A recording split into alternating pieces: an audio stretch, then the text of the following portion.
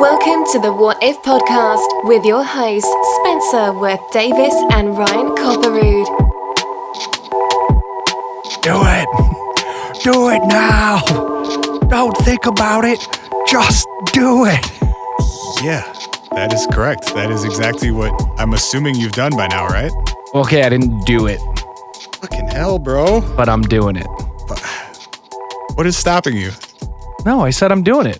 What took you a week about buying a ticket that costs $100? I'm giving you a yes, I'm doing it, and you're still mad? Yeah, because I don't believe you. You said that last week, and here we are a week later. No, I said probably, but I had to check a few things last week. And this week, I'm committing to you, and I can't believe I'm still getting berated. I'm getting berated for you haven't done it yet.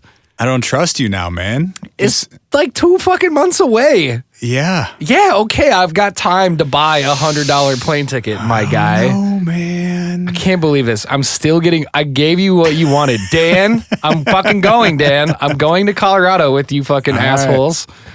Listeners, I'm going to need you to hold Ryan accountable God. until he posts his flight receipt in the Facebook group. You're all going It's to... the only thing I will take as acceptable proof at this point. Yeah, and you're all going to steal my identity and use it to yell at me. Yes.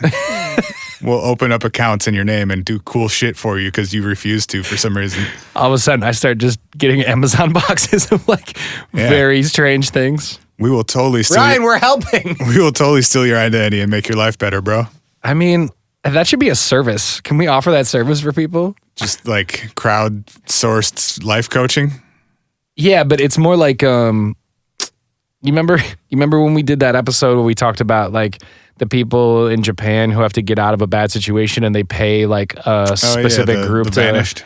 Eject them from their life entirely. Yeah.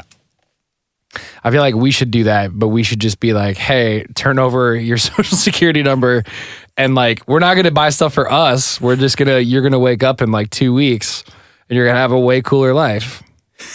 Your credit score will be 9, but you're also going to have a Lamborghini, and I feel like that's a pretty good trade-off, right? we'll just send you like a daily itinerary. Yeah. Like, for you, it would be, well, shit, today you're getting on a flight to Denver. And you got a lunch meeting with Dave. God damn it. And then you're drinking some Budweiser with Linda Moulton Howe at about 8 p.m. Are we staying in that resort town that it's in? I'd rather not. Or maybe one night. I think like Saturday night we got to go out with all the weirdos for sure. Yeah. Yeah. Duh. This is going to be, it's going to be great. It's going to be fantastic. Fuck no. That was Ryan last week. No, it wasn't. Last week wasn't fuck no. Last week was like, yeah. And this week I'm like, yes. It's still not good enough for Spencer. Did you ever think maybe this guy's bullshitting you? Yes. My friends persistently bullshit me.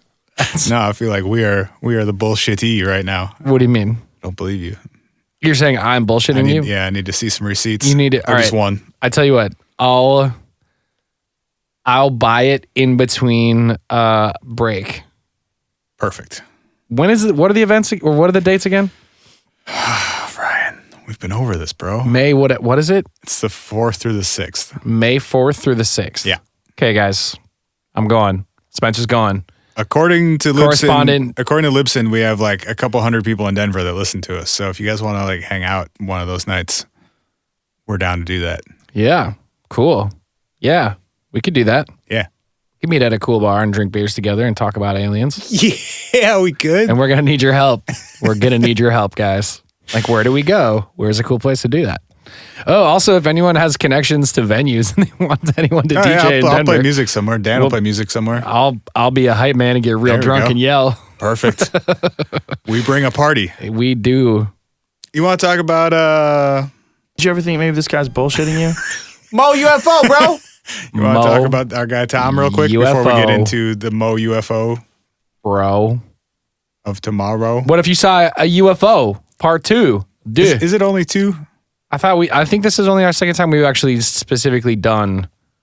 Because we called the Tom DeLonge to the stars episode something else, right? Yeah, because we went through the whole like reveal about the government, the Pentagon program. Right. We called it I don't know, something Harry about your government. Reid, and what if your government knew? Because they freaking do, bro. Yeah. They know. This video is not convincing me of anything, though. The new To the Stars Go Fast video. So part of the reason we wanted Also, to do a follow-up. You had how long to come up, years to come up with the name for this video, and you called it Go Fast? What did it do? It go fast! Fuck no. You come into a meeting with the name Go Fast for this classified video of a UFO of aliens from another planet, and you propose that we call it Go Fast? No, I think... Fuck no. Fuck no. Fuck no. I think it's all like... I think it's a lot more like, what is it? Well, we don't really know. Okay. What'd it do, though? Where's it from? We don't really know. Who's in it? Okay. Who's in it? We don't really know. Okay, well, what's it do? It go fast. All right. Well, that's a start, goddammit. Yeah, I think part of the reason we wanted to do a part to UFO sighting stuff is there's new footage. Well, define new. Okay. I couldn't find conclusive anything one way or the other about whether this video came out 2 years ago or came out a week ago. I the same, but saw people being like, this is bullshit. I saw this in 2015. And I don't know if that's true or not. Well, I think it came from, I forget the guy's name, but somebody had this video on their Vimeo site, and it was dated 2 years ago. As in somebody uploaded it to a personal account, but it could have been private historically? No, what he said, I'll look up the guy's name, but this dude, UFO researcher dude, had this video on his Vimeo site, and it was, the upload date was 2016 or something. And somebody asked him about it, and he said, no, this video is new. I uploaded it in place of an older video. Yeah, because you can replace media files. Right. And the original upload date wouldn't change. Doesn't seem like there'd be a really good reason to do that, though. Right. I'm not sure. Unless the only possibility might be that if like Vimeo Pro plans or something like that restrict like the number of uploads or maybe like bandwidth or something. I don't know. I don't use Vimeo like that. I don't know. But it seemed odd. It does seem odd. It seems like a strange choice. So there's, anyway, the video itself is just not the least bit convincing to me of anything. Let's discuss it first. What happens? There's a white dot that moves at an unknown speed from an unknown distance, and the dot is of unknown size. Yes. And two bro pilots yell about it, sort of like the first video that they put out. True. It does go quite fast. Yes. As evidenced by the title of the video. So it's, how long is the video? Like less than 30 seconds? The video that was released by To the Stars is like 2 minutes, but the first 90 seconds of the video are them breaking down, here's what you're about to see, and here's, because it's the actual radar capture of the event, and the video is them like... It's not radar, it's the FLIR camera attached to some plane, F-16 or something. But they're basically identifying the framing elements on the FLIR and what they mean as it relates to the what you see on the camera. And it's an FA-18. The plane. An FA. Yes, got it. But the actual amount of time showing the tracked object is only about 30 seconds. Yeah, so you're looking at this recording of a infrared camera on an FA-18 that locks onto and tracks a small white dot is really all. I mean, it takes up a couple pixels maybe at most in this video. And it's flying above the ocean and looks to be going pretty fast. I don't exactly know what pretty fast means. It looks like it's fairly low compared to the ocean surface, and it's not giving off any real heat signature, which led a lot of people to speculate, well, that can't be a plane or a missile because it would give off some sort of exhaust that would be hot. As far as propulsion methods that we as human beings are aware of, propulsion would relay heat. Have you looked at any other videos of, or FLIR videos of planes though? Because I found a FLIR recording of a jet and the exhaust does not give off any sort of color. So it's a black and white video and you can set it so that either black is hotter and white is colder or the inverse. Depending on whether it's day or night. Right. So like, look at this. I'll post a link to this video, but this is called Lockheed Martin Sniper Targeting Pod Image Quality.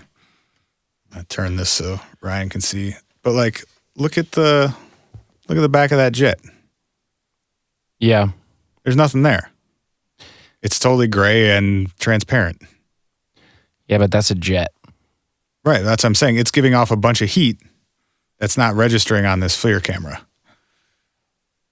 Because the argument with the little go fast tic tac thing was, oh man, it can't be jet powered because a jet powered anything would give off heat that would be visible on FLIR. And here's an actual jet aircraft not giving off any heat signature on a FLIR camera.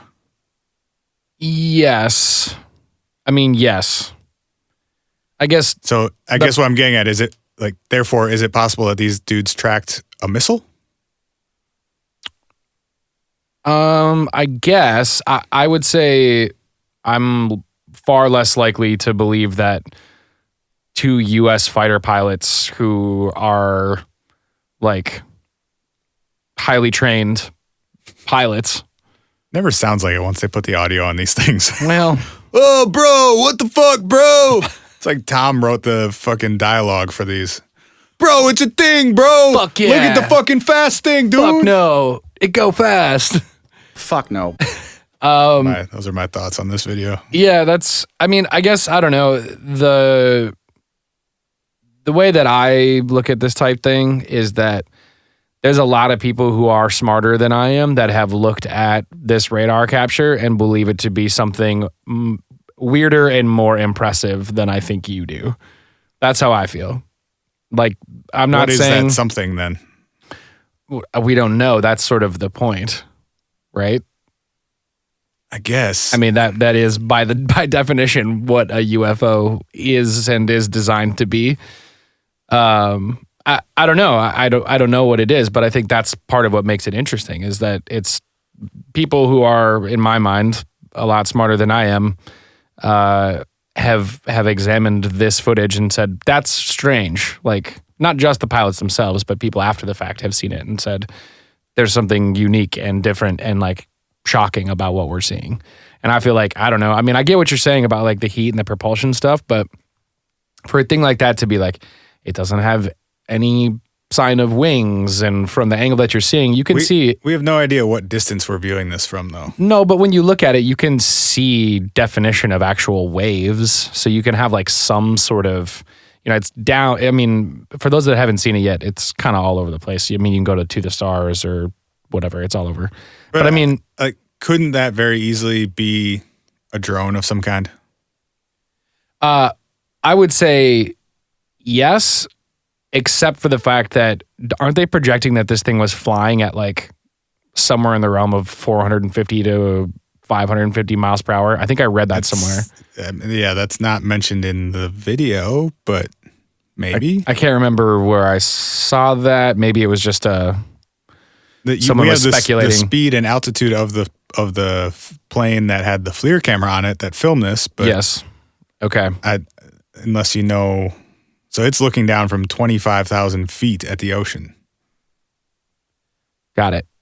So that thing could be anywhere in between 0 and 25,000 feet.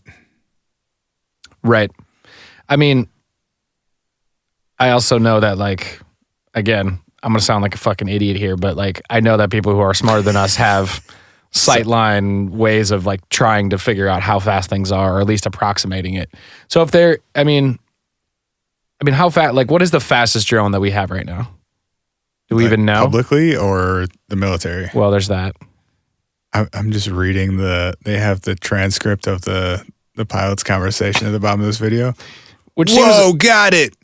Which seems, Ha ha ha ha. Woo. What the fuck is that thing? This is did you box a moving target? No, it's in auto track. Oh, okay. Oh my gosh, dude. Wow, what is that, man? Look at that flying. That's a sentence. And then we're done. Get the fuck out of here. just in case you didn't hear what Look they at said. that flying. Here's the transcript in case you needed to read back and study the language. Weren't you just telling us last week that there are like drones that go hundreds of miles an hour? Me? Yeah. I was talking about single man vehicles on the Patreon episode. Racing drone top speed. What do we got? Is that still free for people, by the way, if they want to go check that episode Sure out? is. We got a few new people joining us anyway. Oh, this yeah, week, that's true. What's up, new Patreon folk? Yeah, our most recent Patreon episode is free at What If Podcast or patreon.com/whatifpodcast. The If fastest you want to test it. drone currently can reach about 180 miles an hour. Yeah, I mean, I don't know. That's available to the public, and I would assume military can probably best that by a significant margin. Sure. But then, like, I don't know, wouldn't they have, like, this wouldn't be a declassified thing. Like, the military would say, yeah, you guys caught a drone that was a military drone. But that's what makes all the To the Star stuff really weird is we don't know where they're getting this stuff from, except that it's been declassified. Right. Yet they have it, quote unquote, exclusively. Well, but maybe not.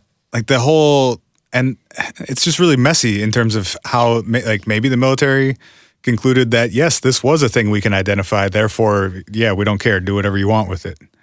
right, but then wouldn't that be their public-facing stance They on haven't what made the thing is? any public statement about this stuff. But that's what I'm saying is, like, this goes back to the conversation we had about it when we said, what if your government knew, is by To the Stars lumping the government in on the stuff that they're releasing, they make the government look kind of doofy if the government doesn't respond to some of these things. But they haven't, right? Well, right, but that's what I'm saying though, is like, what is that? Why would they not go, here's what you're seeing and why you're seeing it. This is not impressive. If it is one of those things. Like what reason? Maybe they just have a policy not to comment on stuff because they would be constantly commenting on stuff that wasn't meaningful. I mean, I guess, but again, like this is like how often does the military make official statements on anything? But I mean, this footage is on like ABC News today and the New York Times. Stuff and about like the military is on the news on a daily basis. They rarely comment on it publicly. Not about like fucking UFO footage that's being released covertly with their tacit approval in some capacity. That's what I'm saying. We don't know any of those details. We're speculating that stuff. And I think To the Stars is intentionally implying that stuff to make some of these releases seem more meaningful than they might actually be because they have a lot of money at stake. As in, just to clarify, you're saying like they're just stumbling across fucking like declassified footage that looks crazy and they're making a big deal out of it and like mainstream media is picking it up and I'm saying talking about it. To their advantage for this stuff to be mysterious in a way, because right now they're trying to fundraise for a new company. Another one? No, but I mean, well, maybe, I don't know. I got mad because it's so fucking hard to find to find any of their shit because all of their websites live on subdomains of tothestarsacademy.com and none of them are linked to from each other. So they have you can't different find the new Boxcar Racer album. Yeah, like some of it you're like buy guitar straps and then on some of it it's like here's our time shifting fucking space module, motherfuckers. I don't know.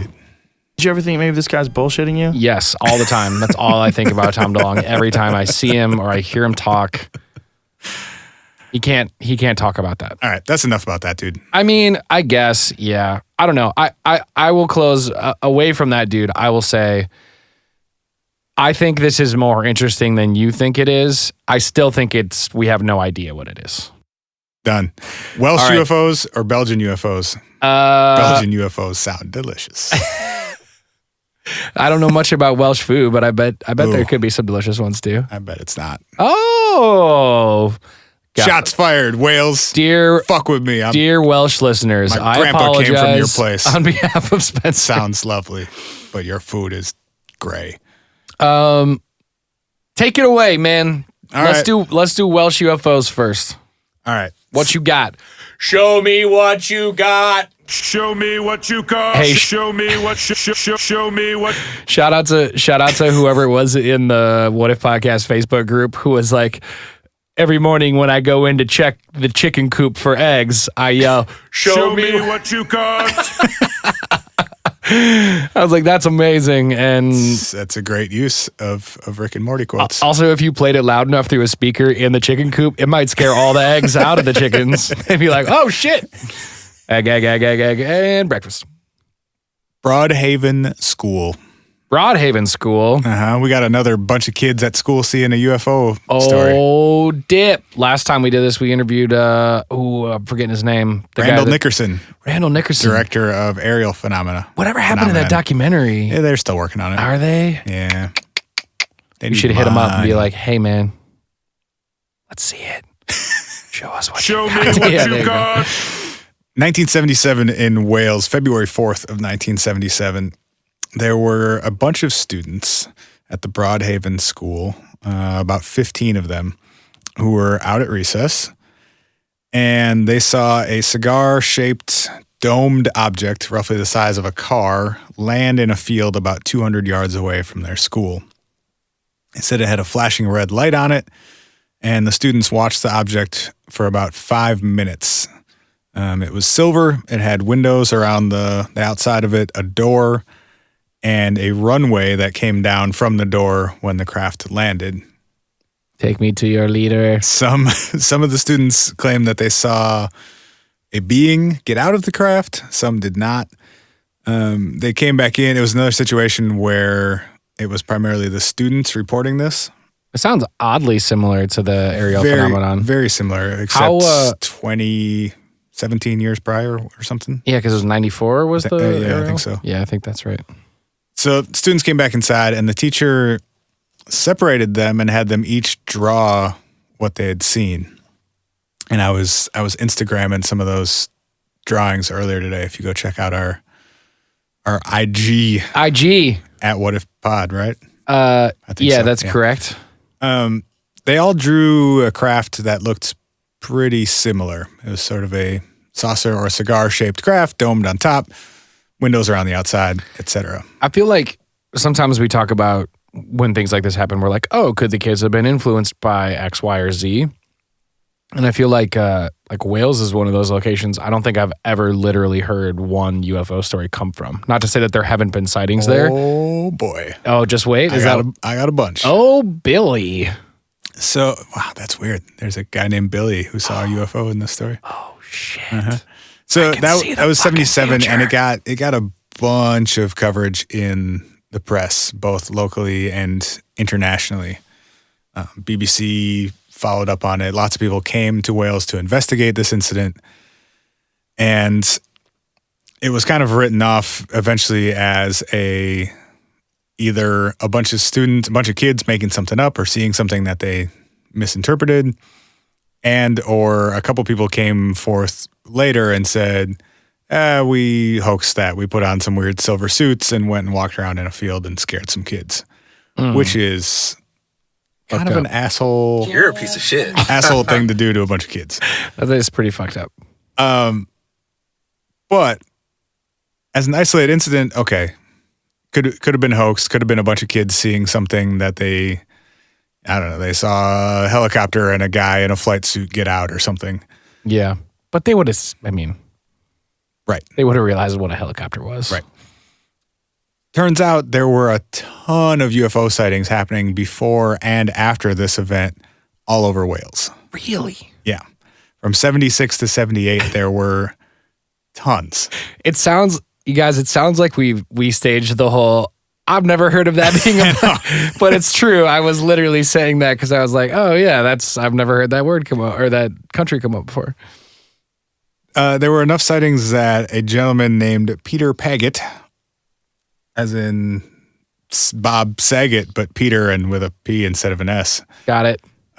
Wrote a book called The Welsh Triangle about this huge UFO flap of the late 70s in Wales. I think that's the first time we've said UFO flap on the show. It feels like a very like European word, a flap. Yeah. The only context I ever hear it in is talking about a bunch of UFO sightings. Really? Yeah. That's funny. When have you ever heard anyone say a flap of something? I don't even really know what it means. A flap? Isn't it just like a small collection of something? Like a small... You look it up. I'll tell UFO stories. Googly moogly. So a bunch of reports were coming in from the Pembrokeshire Coast of Wales. Yes. This is where Ryan says what cute names things in the UK have. So cute. Tell me that is not just a bunch of moss covered roofs with like flowers and everyone like carves things together. I think it was mostly like oil refineries. In Pembrokeshire. Yeah. They Irish now? Oh wait, where are we again? Wales. Oh shit. How's your Welsh accent? Definitely can't do a Welsh accent. I concede. There were a bunch of UFO sightings coming from a bunch of different people around the same time. One was from Louise and David Bassett, who were driving. Louise was driving home from work around 1 a.m. and she sees a brown object with flashing blue lights out in a field. And she slows down because she thinks maybe there's been an accident up ahead and they're like police lights or emergency lights. But as she gets closer, she sees that this object with the lights on it is hovering. It's not sitting on the ground. And every time she gets closer to it, it moves a little bit further away. Tricky bastard. She called the police when she got home to say, hey, I saw this weird thing There's flying a around. hover bus running away from me and I don't like it.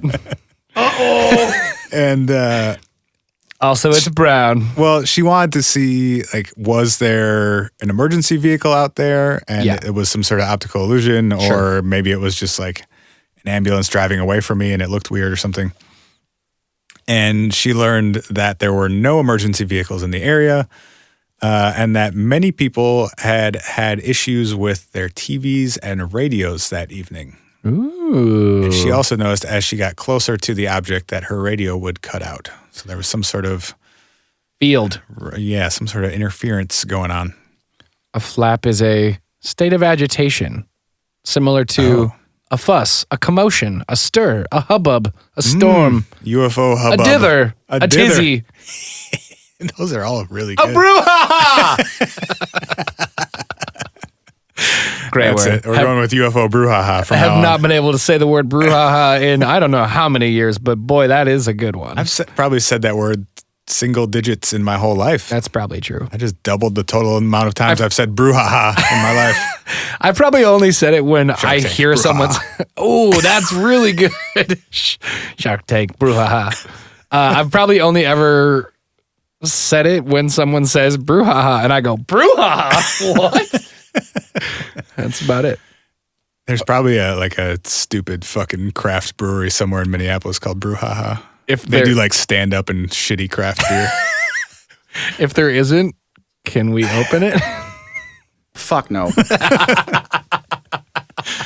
You guys should see how furiously Spencer like switches like I've got soundboard a bunch sets. of different pages going now because we keep adding stuff. Yeah, I know, but it's jump great back because and you forth. memorize like specific reactions, and as soon as you have one pop into your head, you're like, "Ha ha! I've got a button for that." This is not a paid endorsement of Native Instruments Machine, but they finally updated it and put on an LCD screen what is on each pad, so I can look. I don't have to memorize it. I can look over here and read where it says "fuck no," and then I hit the "fuck no" button. Oh wow! Yeah. Also, if you guys ever want to sponsor our show, your shit is great, and we use it on every episode.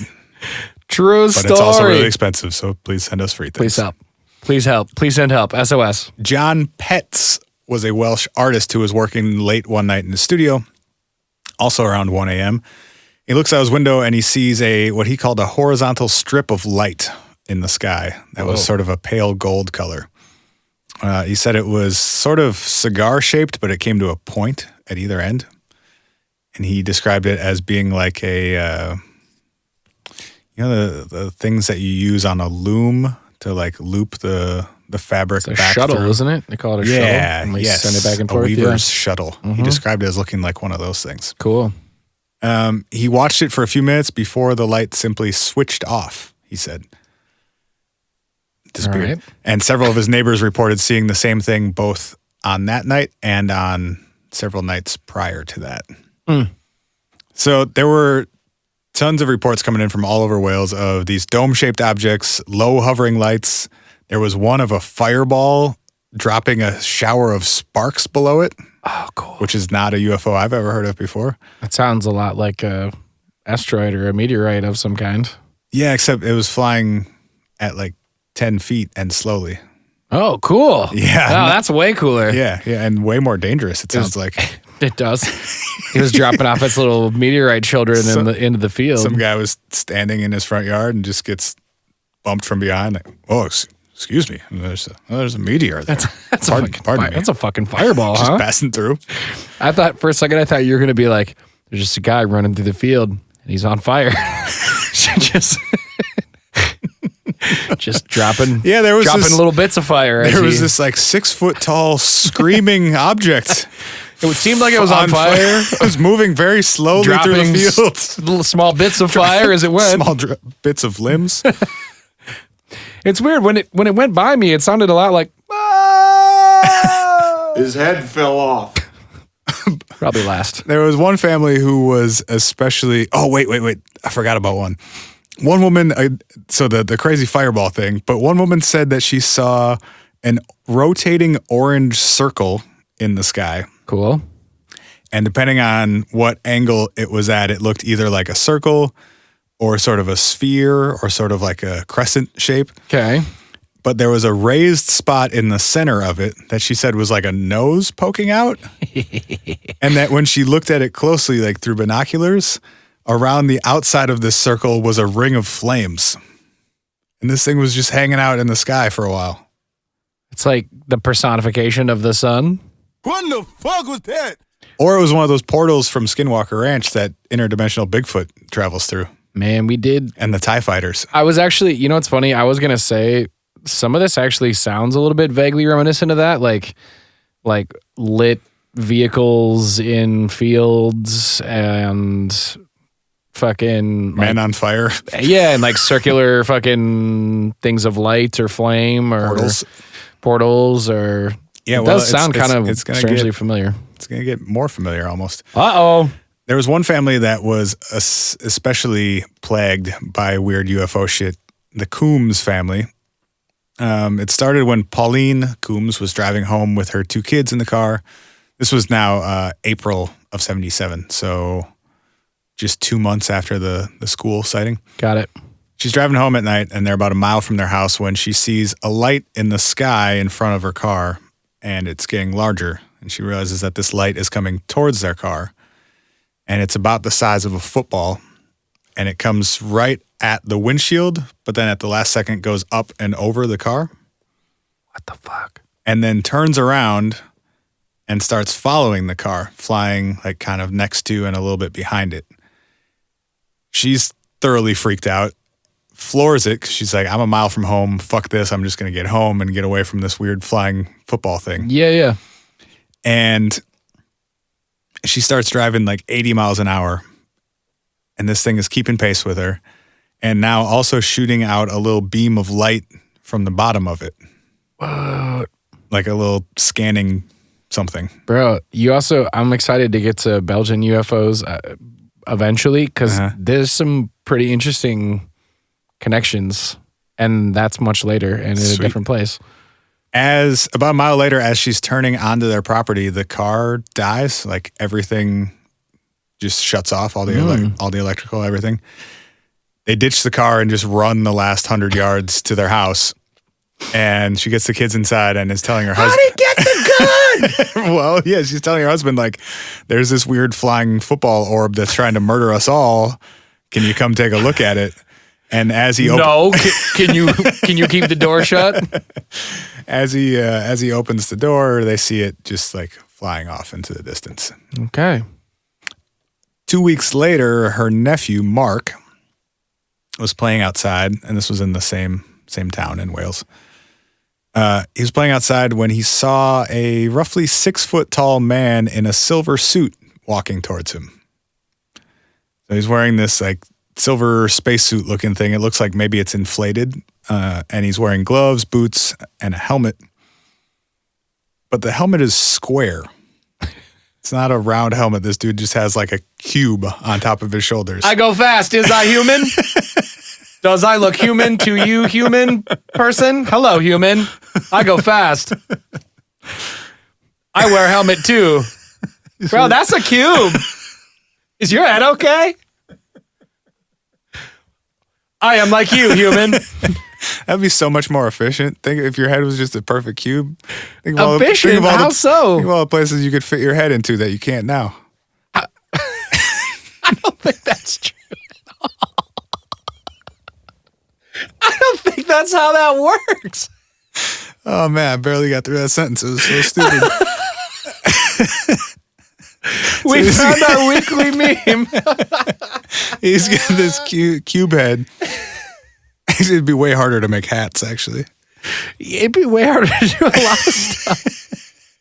Although, I guess, you could pack more heads in a box, like when they started making cubic watermelons instead of like round those ones. 54 hands that they found in Russia this week. Holy shit, Mike. Are we going to talk about that on the Patreon? Yeah. Oh, Jesus. Oh, Jesus. Anyway, he sees this big block-headed motherfucker walking towards him, and he's got a cube head with a black visor, and there's a tube going from the helmet like back over his shoulder, like a breathing tube or something.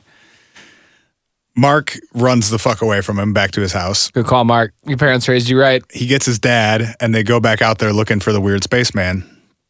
And they don't find the spaceman, but they find several large footprints in the mud that are about a foot long. Were they square? Yes, they were just giant cube indentations. Did Mark meet a Lego man? So he finds these footprints about 12 inches long with no tread on them. So it's like a perfectly flat It was a shoe. Lego man. No, they have the little circular openings on the bottom. Oh, so right. You can so stick they can them stand onto on the dots. You're right. You're right. Yeah. And, but their feet are squares. Sure. Yeah. Nailed it. If a Lego person had shoes on, that's probably what it would look like. Yes. Nailed it. So there's this 12-inch long prints with no tread on the bottom, and they only, even though they're in mud, they only are sunk down like a half an inch. So you'd think if a 6 foot plus man stepped in mud, he would depress the mud more than half an inch. Nah, dude, he had an inflated suit. He was a helium balloon, bro. Well, Just lightly trotting his way through the world. They also saw a red glow off in the distance and the outline of a saucer near the red glow. Tight. So apparently the square-headed man had returned to his round spaceship. Quick question. Why is the spaceship round if his head is square? I don't know either. It's bad design. It's just bad design right there.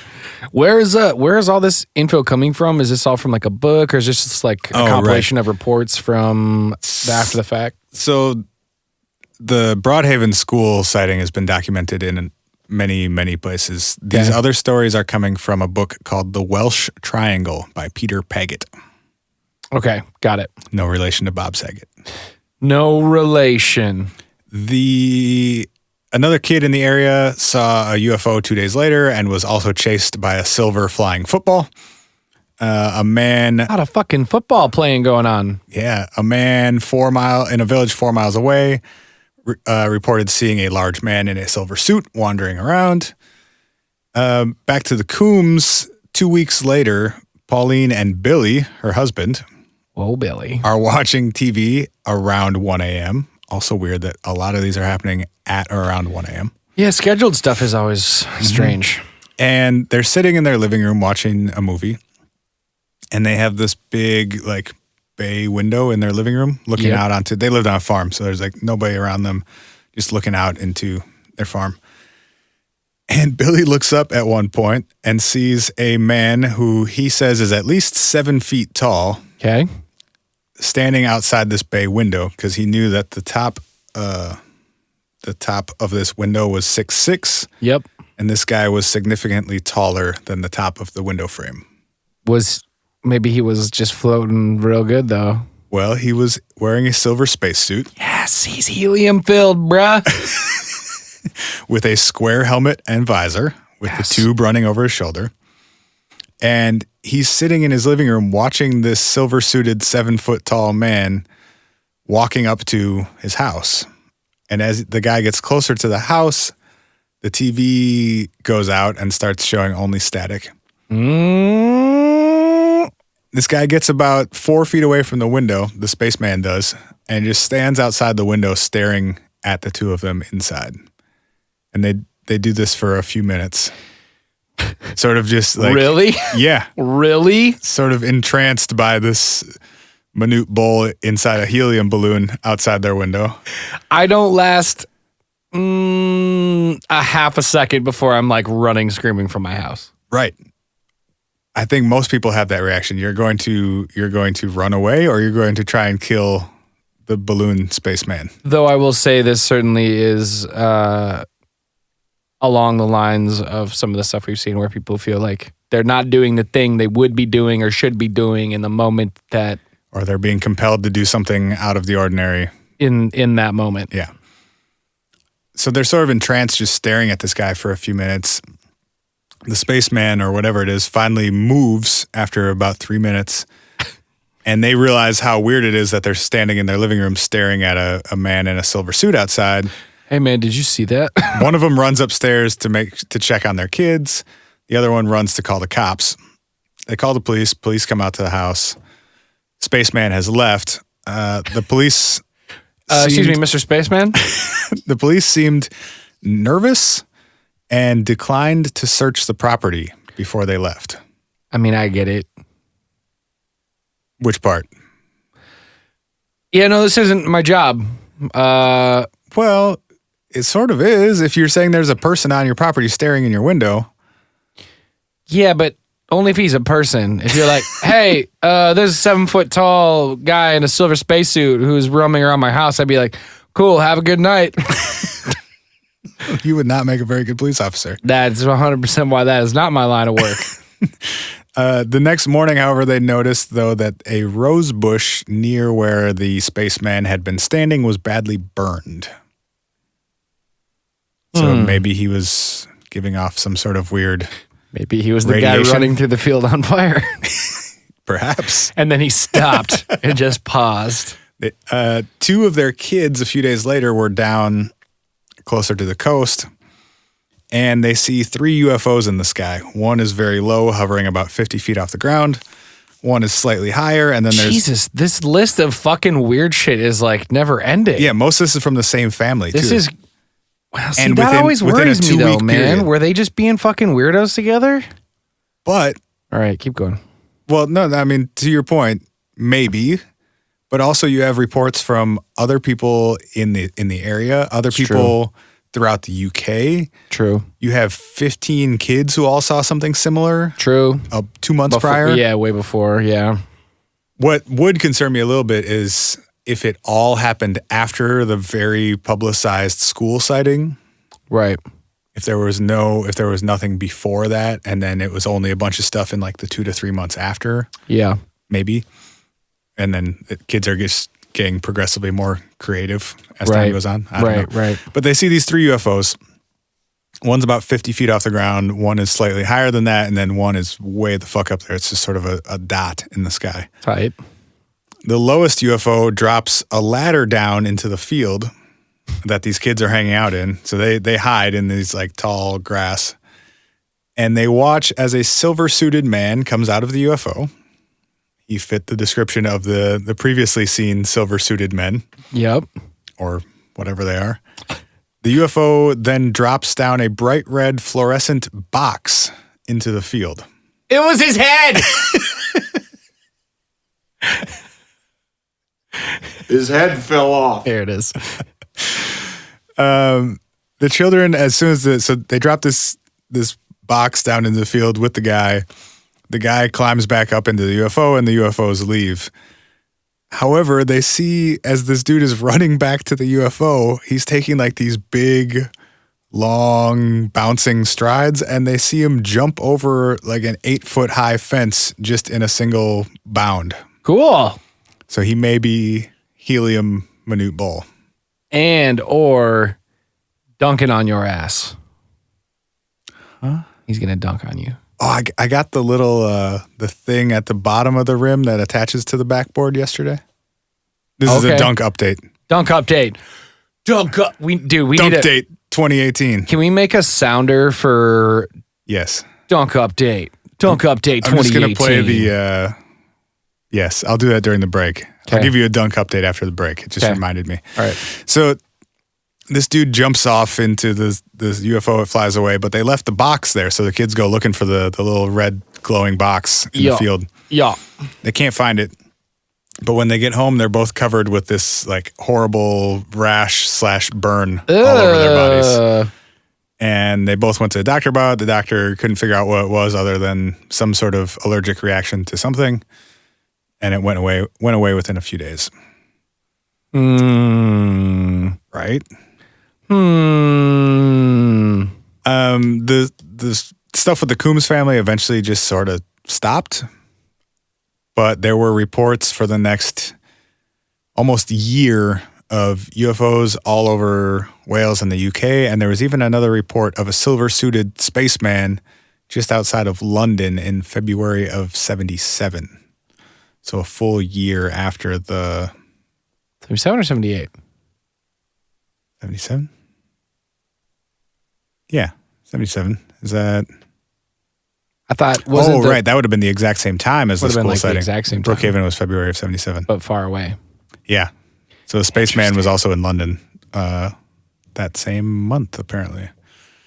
And then so I went looking for ones that happened before February of 77 to see if, like, was this just a weird mass hysteria storytelling thing that was happening in the UK after this very public school sighting. Yeah. I found one from October of 76 in which a woman reported a small football-shaped UFO chasing her car, almost exactly like what Pauline reported. Weird. In April of 77, that then started all of their other experiences. And she reported some of the same electrical problems. The car just shut off. And then as soon as this thing left, it was able to start up again. I give a lot of thought to the stories that we catch from like the pre-2000 era, or even like... Why is that? Well, I find them way more interesting when two stories from two separate locations have similar characteristics, sometimes like strikingly similar characteristics. Like being chased by a glowing football? Yeah, which is it's pretty specific. Super specific. And the internet wasn't real. Right. So how would these stories be? News traveled so incredibly differently back then. And these things weren't even in the news. Sure, right.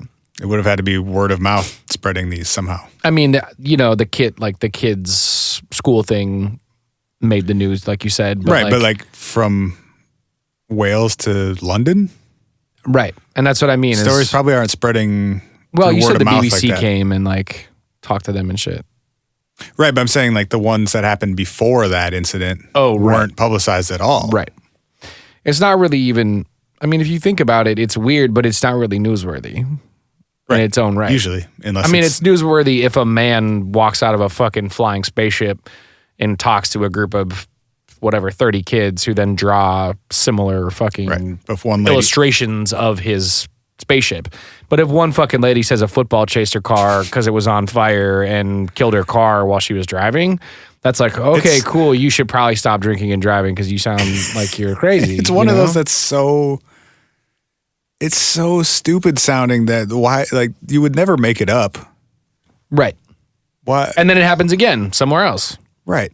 Also, can we just kill the alcohol makes you hallucinate line that shows up in so many reports? I was joking when I said I know, that. but that's a thing that gets tossed around a lot. I've been pretty drunk before, and I've had my share. I've never seen a UFO or hallucinated anything at all. Have not had any encounters, and I'm pissed. Yeah. I think that's stupid.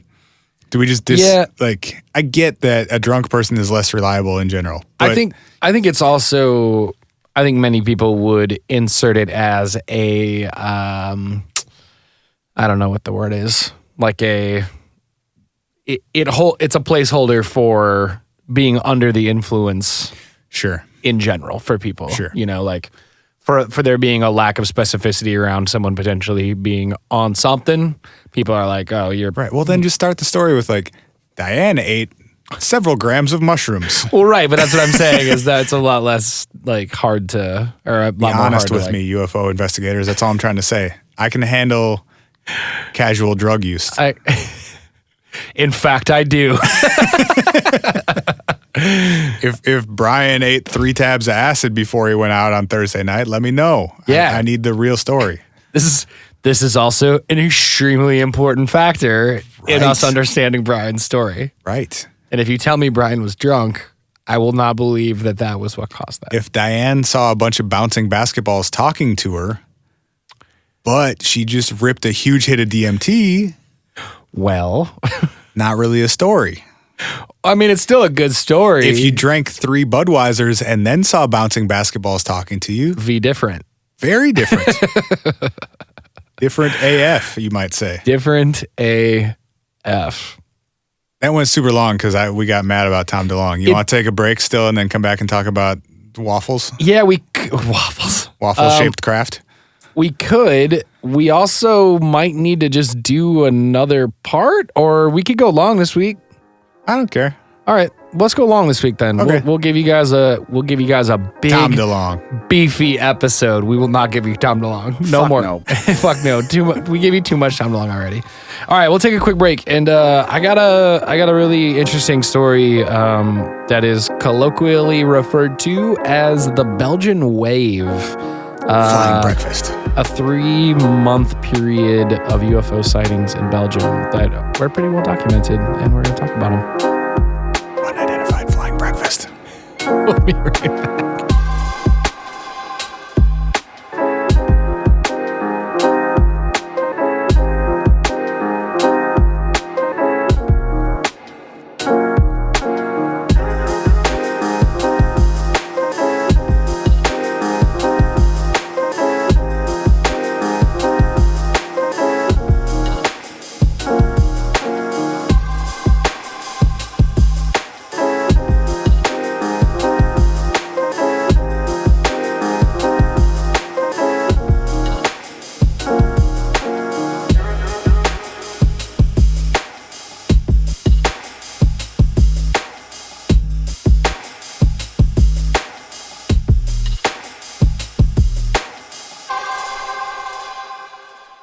Gimme the basketball. Gimme the ball because I'm gonna dunk it.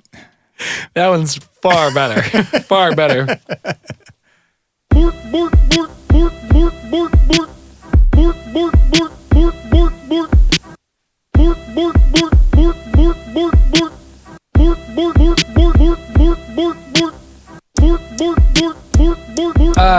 Yeah.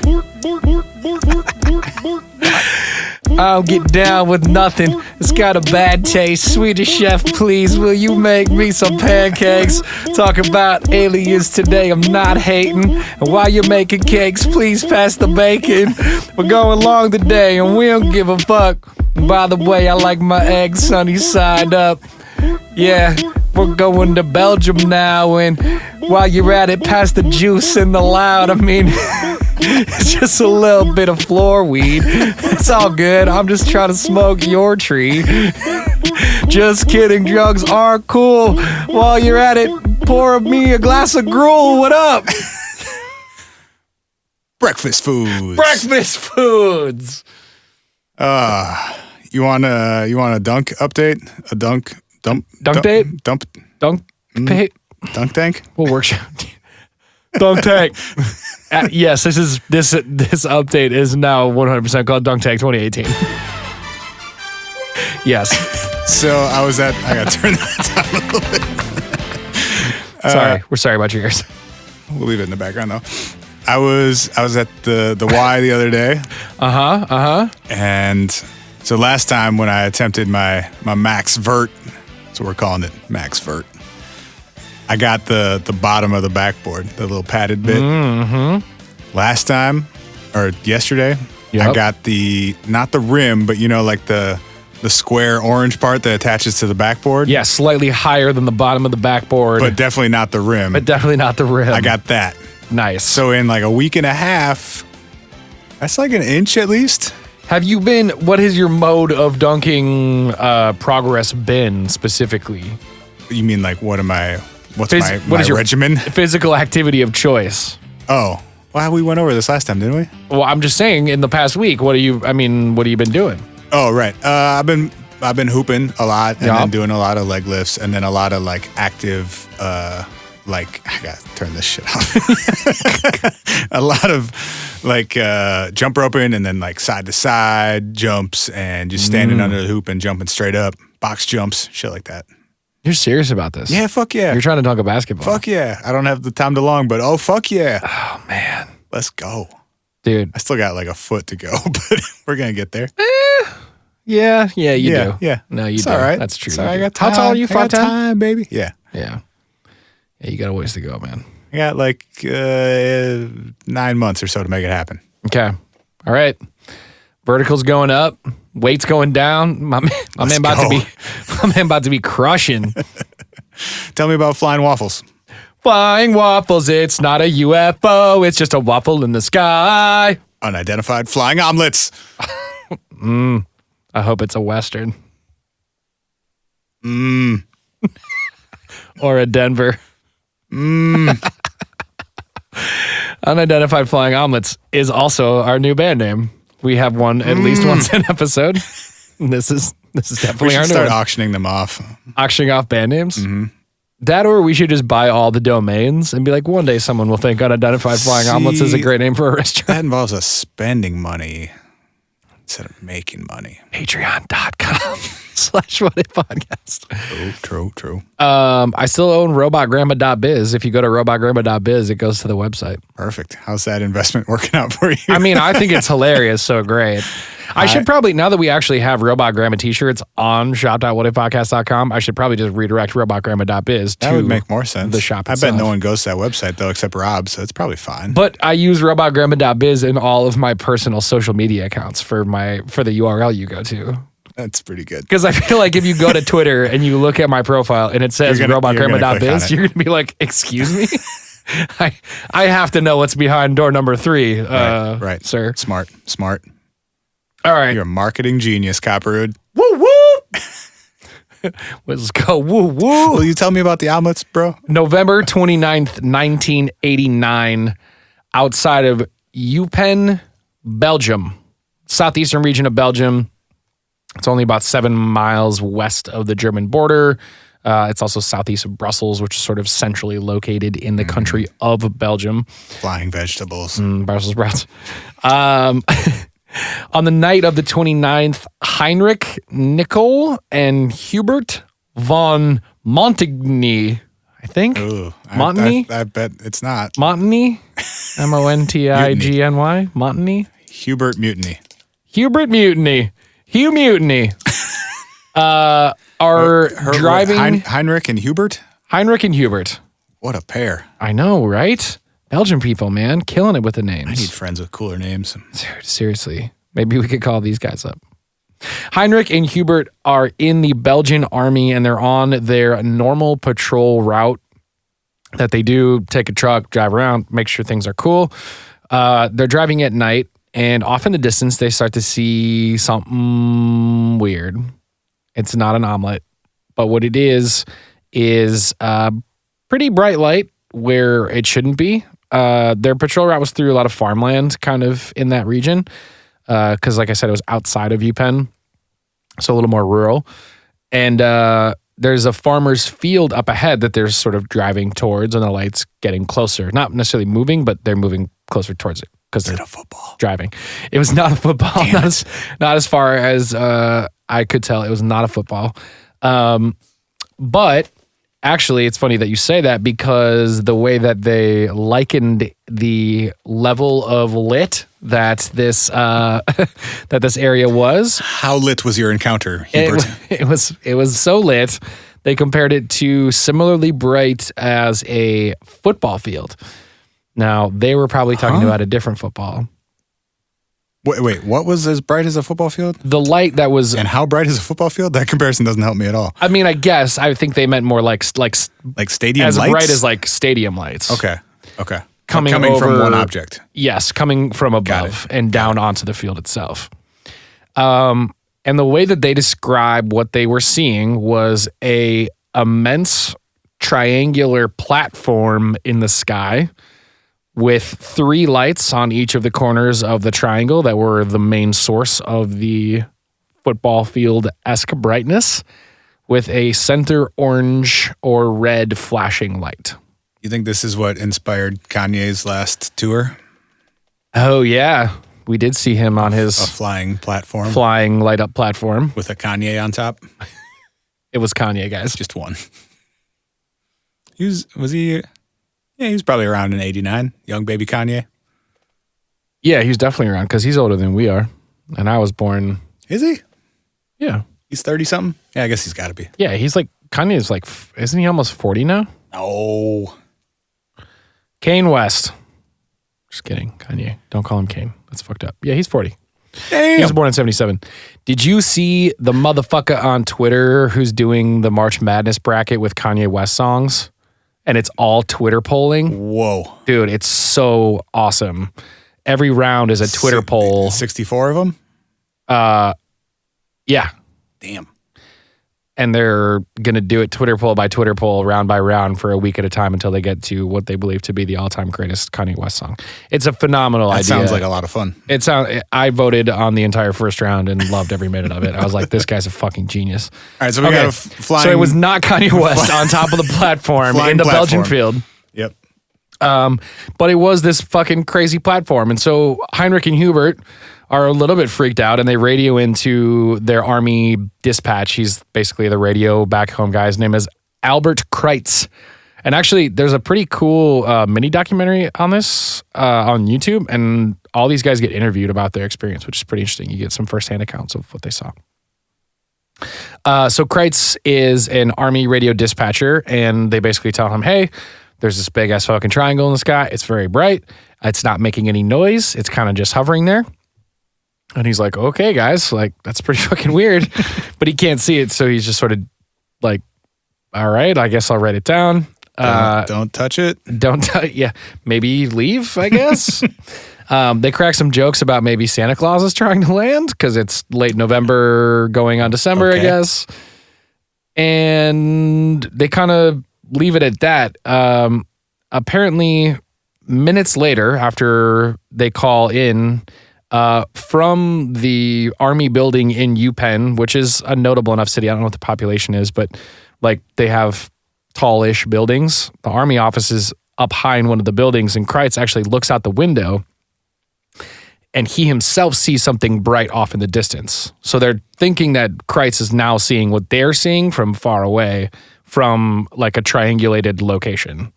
Something bright or like an object that matched that description? The way he says it was not like he couldn't make out the multiple lights, but oddly bright and low in the sky. Okay. So Heinrich and Hubert continue following this object as it has now started moving. So they are driving their vehicle following after it.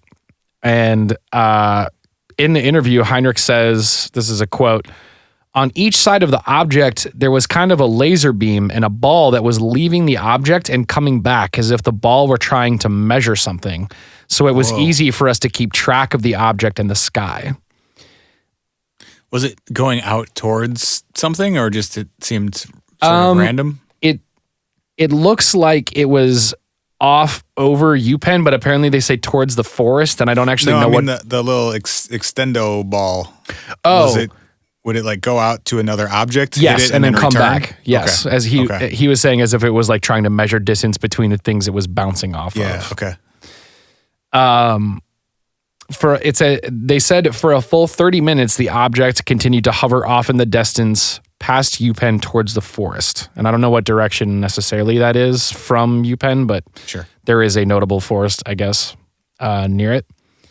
So Heinrich and Hubert then report that a second set of lights, identical to the first one in the setup of the triangle with the center flashing light, suddenly appeared next to the one that they had been following this whole time. Except it was higher up than it, and the other one started ascending into the sky. They drop any fluorescent red boxes out of it? No heads fell off, as far as we're able to tell. 8 miles north of UPenn, in another city whose name I heard them say in the mini documentary, was like, not even going to try it. I couldn't write it down. I didn't even know what it was. Somewhere else, 8 miles north of UPenn, there were 2 Belgian army officers who had heard the radio chatter about the platform lit triangles that had been seen now by Kreitz and by Heinrich and Hubert from a different location, and thought everybody had been like fucking around basically. And then all of a sudden they see the same thing above them 8 miles north of there. So over the course of one night, 5 separate army dudes, roughly 20 miles apart from like the triangulation of the whole thing, over the course of 1 hour, see all these things. The next day, there were 11 additional Belgian army members and over 100 private citizens who came forward with reports of seeing a triangular platform with a trio of lights underneath it and a flashing center light somewhere around the Brussels, UPenn, Belgium area. Reminds me a little bit of the Rendlesham Forest story. Yeah. Rendlesham had a landing though, right? Yeah, they actually saw a craft land and But triangular with like underneath lighting. Yeah, and just the fact that it was seen over 2 days and documented by military personnel, and it was near a military base and all that kind of stuff. Yeah, for sure. So no one ever saw this thing land? Nope. Right? Nope, no one ever saw it land. And there were no beings or anything associated with it? No beings, no bodies, no peoples. No Kanyes. No Kanyes. But the reason that this incident is referred to as the Belgian Wave is because over the following basically like 4 to 5 months. Is there a Belgian Brouhaha? A Brouhaha. There was a totally a Brouhaha. Basically thousands of reports of UFOs start flooding through Belgium over the following 4 months. Full-blown flap. It's a full-blown flap, goddammit. Leading up to a specific incident in March of 1990, there's a group of folks at a party at a house who are hanging out in the backyard, back deck. This is, did I say Brussels? This is in Brussels proper this time. Yeah. They call the police because they can see these really strange lights that they said were, quote, traveling short distances in an erratic manner. Had they been drinking, though? Yes, almost certainly. They were having a brouhaha of their own, if you will. Got jokes out here. What up? But the interesting part is that NATO tracking radar seems like a lot for a house party. What do you mean? NATO was not tracking the house party. They weren't present at the house party? No. Also participated in the brouhaha? Sort of, yeah. The strange lights that were traveling in the area reported by the people to police in Brussels at this house party were confirmed by NATO tracking radar at this time in similar location. This was a widespread tizzy. A full-on goddamn tizzy. So convincing from 4 separate radar locations. Basically, NATO goes like, hey, you guys seeing this? This is pretty fucking weird. Are you guys seeing this? And they radio out to multiple different to see if other people's radar are happening. Because if it's a radar malfunction, it would usually only register on one of them, not on all 4. Right. They get confirmation from 4 that everyone is seeing these similar objects darting and being fucking weird. So much so that they scramble the Belgian Air Force. And up go the F-16s to chase these radar blips. What? You about to make a breakfast joke when I said scramble, weren't you? Yeah, carry on. That's okay. You could have done it. You were fishing for the words. You were like, how do I make that joke? Did they scramble the eggs or the F-16s? Fair. So the way that... Did the French get involved? That's good. There you go. You nailed it. You brought it home. Okay. The pilots of the F-16s reported that once they got into the vicinity of where the radar blips were found, they would lock onto the radar object and then it would bolt basically out of their lock on, and then they would try to get closer or survey the area. They'd catch it again and then it would disappear. And there's some really cool interviews outside of that mini documentary that I watched. We can post a link to it on the website. But the Belgian Air Force General Wilfred de Brouwer was basically the guy who led the Belgian investigation into the Belgian Wave events and all of the reports and, streamlined like the processes for reporting and vetting and investigating and interviewing and all that shit. And he said that throughout the course of their like chasing these radar blips, he said, quote, "We measured some exceptional accelerations which cannot be related to conventional aircraft. That much is clear." So they would basically lock on, chase them away, lock on, chase them away. And actually in a press conference that happened after, it was like in April of 1990, Belgium released the actual like pilot radar screen recordings of the incident. So just radar screens. It's not FLIR fucking pills getting caught. It's just like, you can see the radar blips coming into play and then jumping out and then getting refound over and over again. But what they said was that at certain times, the object that they found was going up to 1.5 times the speed of sound. So at points over 1,000 miles an hour. And that radar was tracking it from 7,000 feet, then up to 10,000 feet, and then sometimes down to as low as 500 feet in matters of like seconds at a time. Which obviously they were like, what the fuck? This kills the pilot. Yeah, that would, literally would kill a human being if that were to happen. Which weirded them out. But yeah, so that's basically the story. After April, the biggest one was the March one outside of the original November 29th incident in Belgium. After April, there was a tapering of sightings, but nothing as sort of overwhelming as those two dates. It's always fascinating to me how often or how many variations of that story there are. Which one? We have a bunch of weird stuff happening in the same location, seen by hundreds of different people. On radar.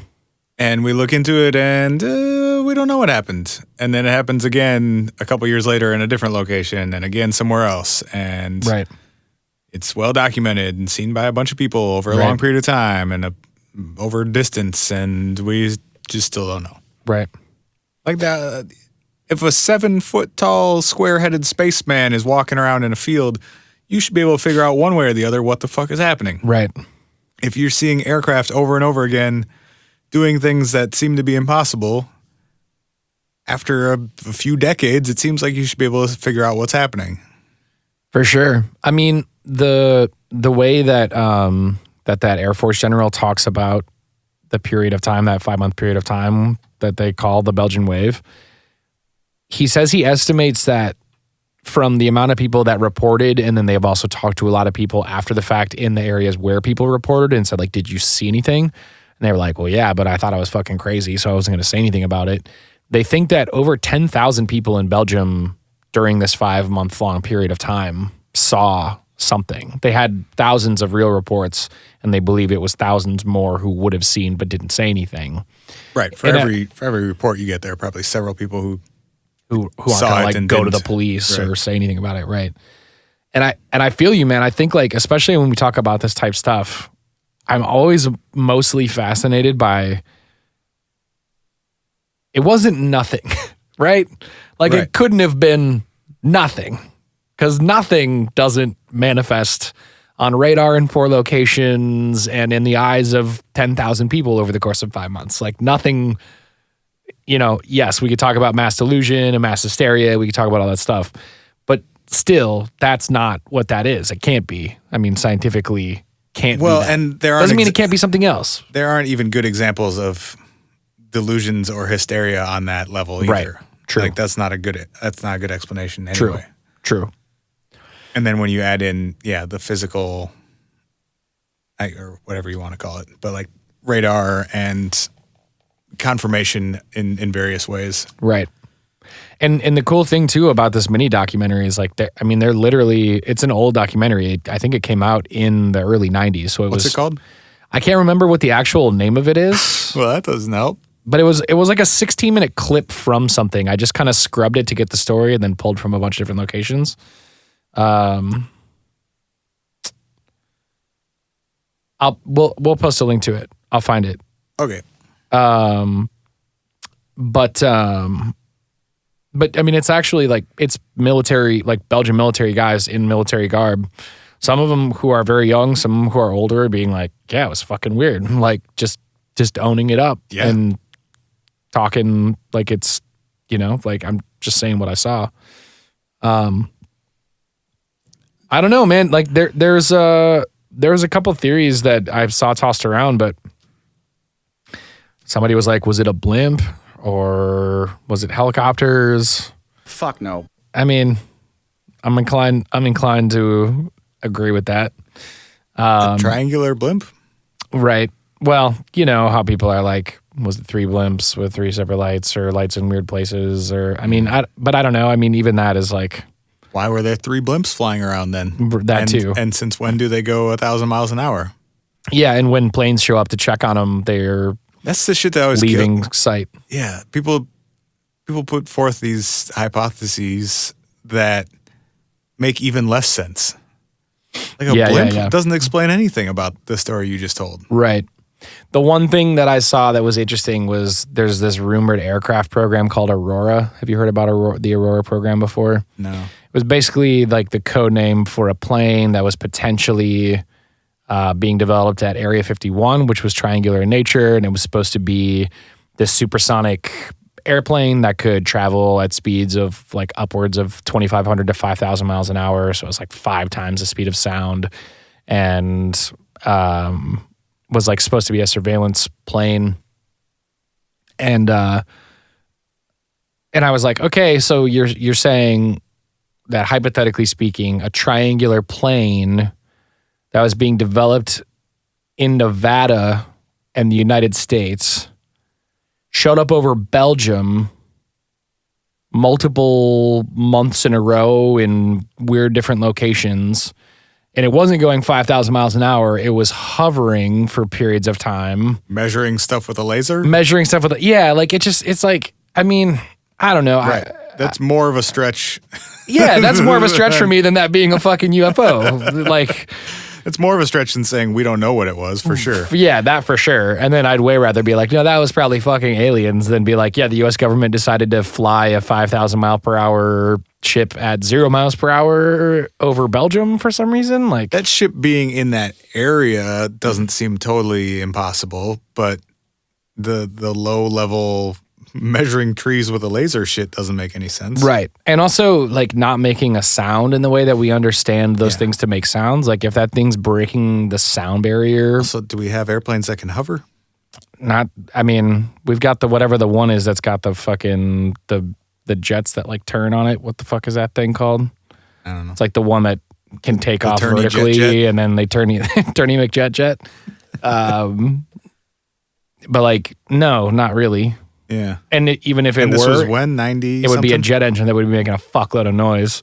November of 89 was the initial triangle sighting, and then March of 90. They really missed an opportunity by not calling that the Belgian Brouhaha, by the way. I mean, Belgian Wave is okay, I guess, but I mean, Wave is just like they should have gone a the wave of Welsh sightings. the Welsh Wave and Duh. the Belgian Brouhaha. Alliteration for the win. And the Finnish flap. Oh my God. Next week on the What If podcast. We should brand all of the alien encounters. Jesus. And the Swedish chef. I think we did her, bud. I think we did her. What if, man, I don't know, man. I'm always more confused than when we start, and it never feels good. I mean, it feels good, but it's always like, fuck, what the fuck? Yeah, right. The fuck? We never actually solve anything here. I know. I wish someone would. Yeah, it's not going to be us. If you want to solve something for us, send us an email at hi@whatifpodcast.com.